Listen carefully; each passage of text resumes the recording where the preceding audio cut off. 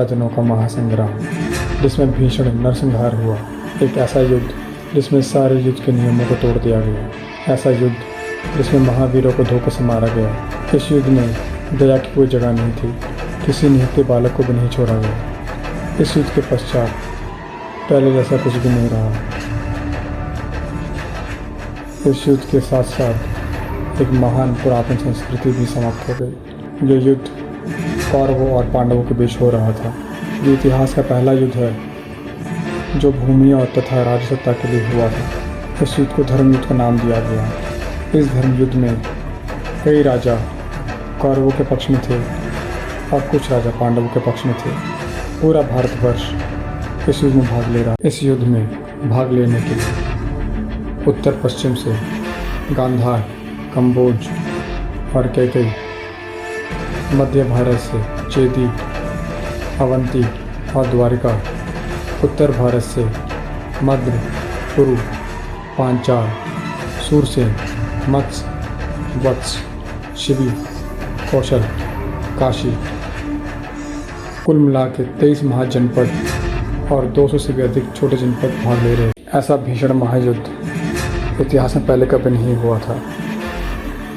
इस युद्ध में कौरवों के पास 24,05,700 सैनिक थे, जिसमें 2,40,570 रथ थे, 2,40,570 हाथियाँ, 7,21,710 घुड़सवार थे और 12,02,850 पैदल सैनिक।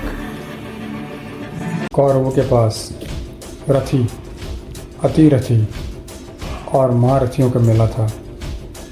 वे सभी सैन्य निरीक्षण में पारंगत थे। कौरवों को 11 व्यूह रचना में युद्ध करना आता था। चक्रव्यूह, गरुड़ व्यूह, मकर व्यूह,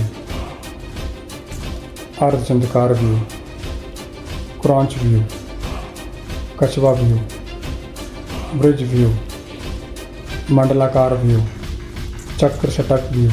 लेकिन पांडवों को उनमें से सिर्फ कुछ ही व्यूह रचना में युद्ध करना आता था और पांडवों के पास केवल 15,30,900 सेना थी, जिसमें 1,53,090 रथ, 1,53,090 हाथी, 4,65,270 घुड़सवार और केवल 7,65,450 पैदल सेना थी। पांडवों की सेना कौरवों की सेना से कमजोर भी थी और छोटी भी।